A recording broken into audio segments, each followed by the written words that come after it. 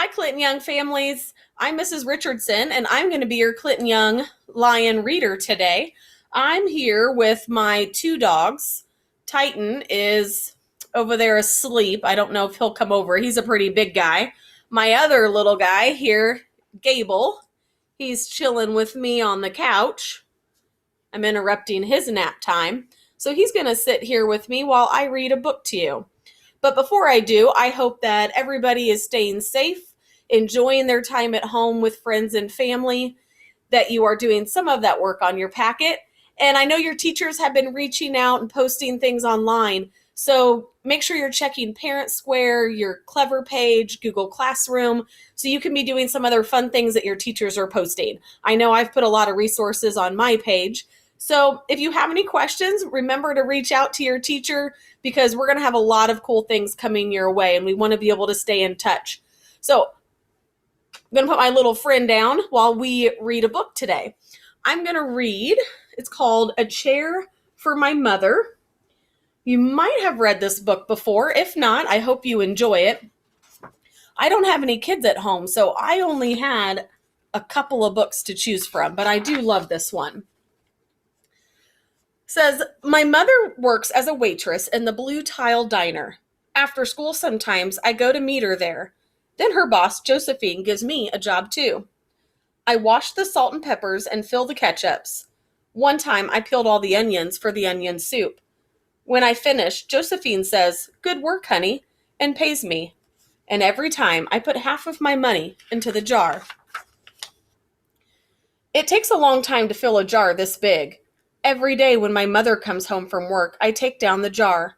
My mama empties all her change from the tips out of her purse for me to count. Then we push all the coins into the jar. Sometimes my mama is laughing when she comes home from work. Sometimes she's so tired she falls asleep while I count the money into piles. Some days she has lots of tips. Some days she has only a little. Then she looks worried. But each evening, every single shiny coin goes into the jar. We sit in the kitchen to count the tips. Usually Grandma sits with us too. While we count, she likes to hum. Often she has money in her old leather wallet for us. Whenever she gets a good bargain on tomatoes or bananas or something she buys, she puts the savings and they go into the jar. When we can't get a single other coin into the jar, we're going to take out all the money and go and buy a chair. Yes, a chair. A wonderful, beautiful, fat, soft armchair. We will get one covered in velvet with roses all over it. We are going to get the best chair in the whole world. That is because our old chairs burned up. There was a big fire in our other house. All our chairs burned, so did our sofa, and so did everything else. That wasn't such a long time ago. My mother and I were coming home from buying new shoes. I had new sandals, she had new pumps. We were walking to our house from the bus.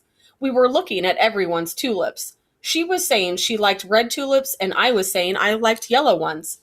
Then we came to our block. Right outside of our house stood two big fire engines. I could see lots of smoke. Tall orange flames came out of the roof. All the neighbors stood in a bunch across the street. Mama grabbed my hand and we ran. My Uncle Sandy saw us and ran to us. Mama yelled, "Where's Mother?" I yelled, "Where's my grandma?" My Aunt Ida waved and shouted, she's here, she's okay, don't worry." Grandma was all right. Our cat was safe too, though it took a while to find her. But everything else in our whole house was spoiled. What was left of the house was turned to charcoal and ashes. We went to stay with my mother's sister, Aunt Ida, and Uncle Sandy. Then we were able to move into the apartment downstairs.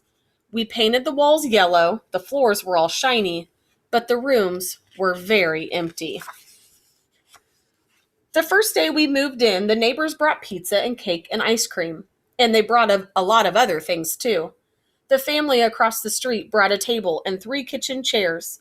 The very old man next door gave us a bed from when his children were little. My other grandpa brought us his beautiful rug. My mother's other sister, Sally, made us red and white curtains. Mama's boss, Josephine, brought pots and pans, silverware, and dishes. My cousin brought me her own stuffed bear.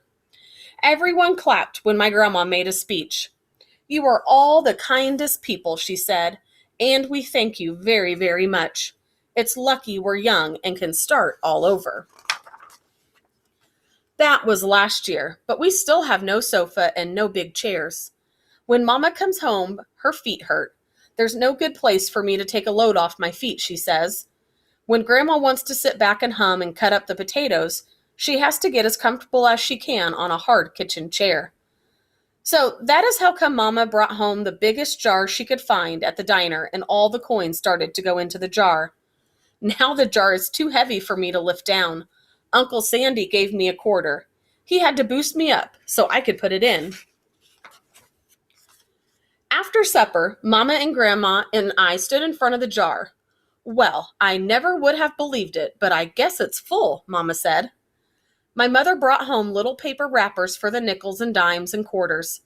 I counted them all out and wrapped them all up. On my mother's day off, we took all the coins to the bank. The bank exchanged them for $10 bills. Then we took the bus downtown to shop for our chair. We shopped through 4 furniture stores.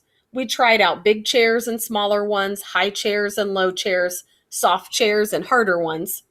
Grandma said she felt like Goldilocks and the 3 bears, trying out all the chairs. Finally, we found the chair we were all dreaming of, and the money in the jar was enough to pay for it. We called Aunt Ida and Uncle Sandy. They came right down in their pickup truck to drive the chair home for us. They knew we couldn't wait for it to be delivered.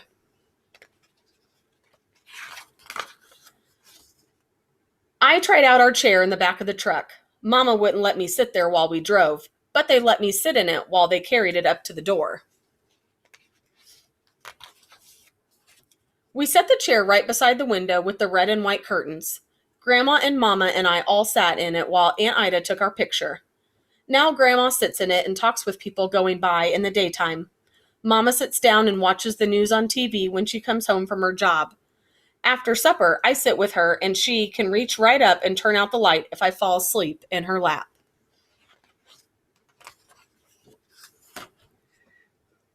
Well, I hope you enjoyed today's book, and I hope that you're spending a lot of good time with your family, having fun, enjoying the things that you have, and I can't wait to see you guys when we are able to return to school. Please say hi to everybody and spread the word so that way we can get some more friends listening to our daily Lion Readers. Again, I hope you guys enjoyed, and see you soon. See if Gable wants to say bye. Say bye, Gable. Say bye, buddy.